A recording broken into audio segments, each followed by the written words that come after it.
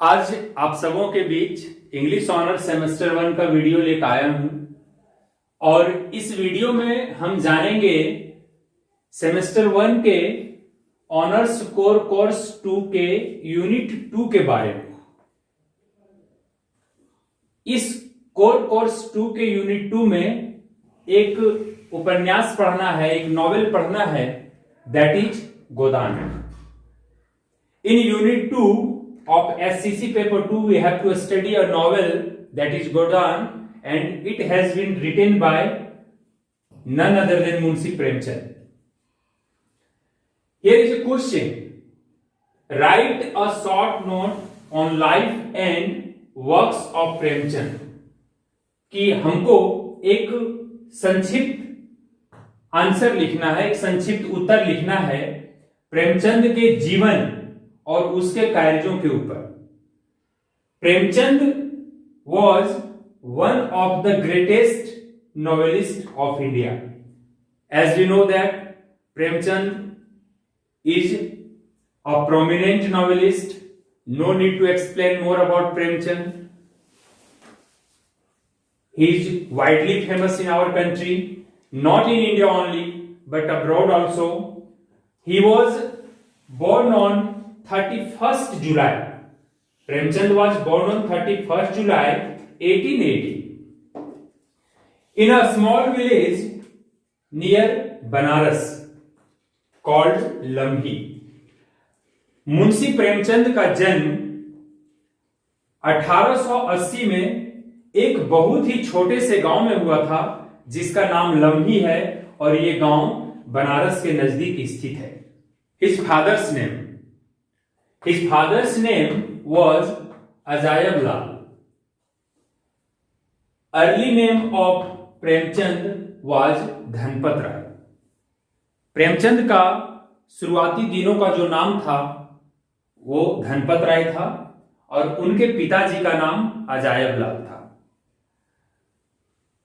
Later he became famous as Premchand, which was his pen name.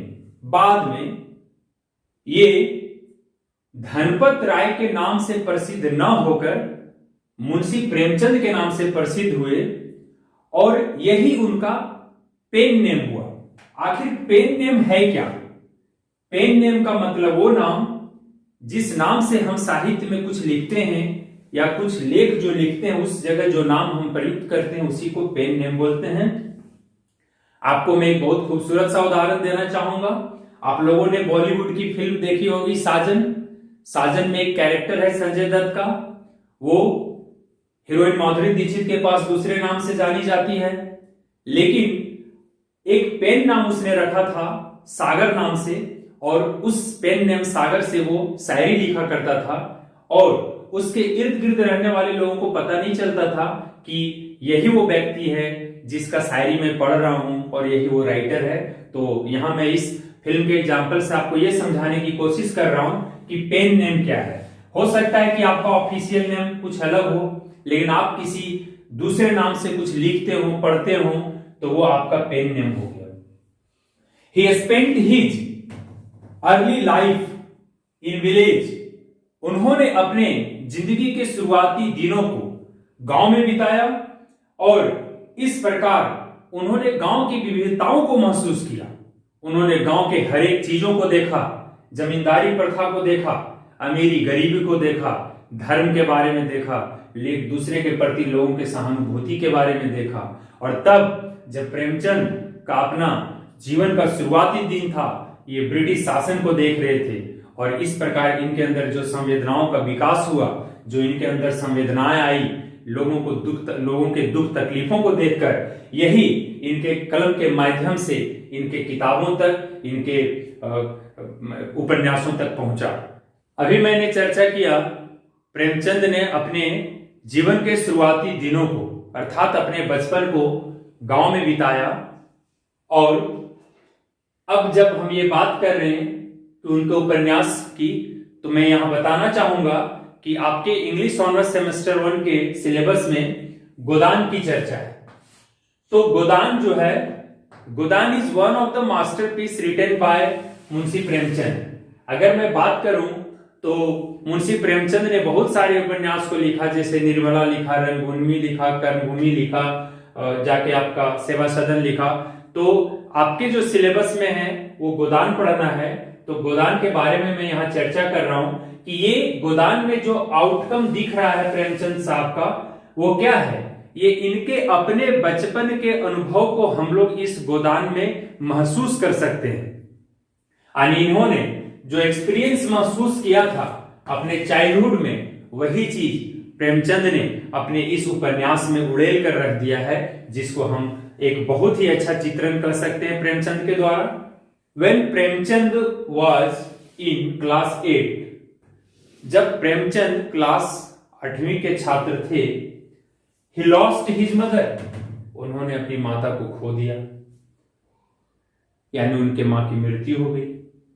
After few years, कुछ ही वर्षों बाद, his father, उनके पिता ने दूसरी शादी कर ली, और इस घटना के बाद, इस इंसिडेंट के बाद प्रेमचंद के जीवन पर अपने पिता की दूसरी शादी का बड़ा व्यापक प्रभाव पड़ा और इनका जिंदगी एक अलग रूप ले लिया और इन्होंने अपनी जिंदगी को एक अलग दिशा में ही मोड़ दिया।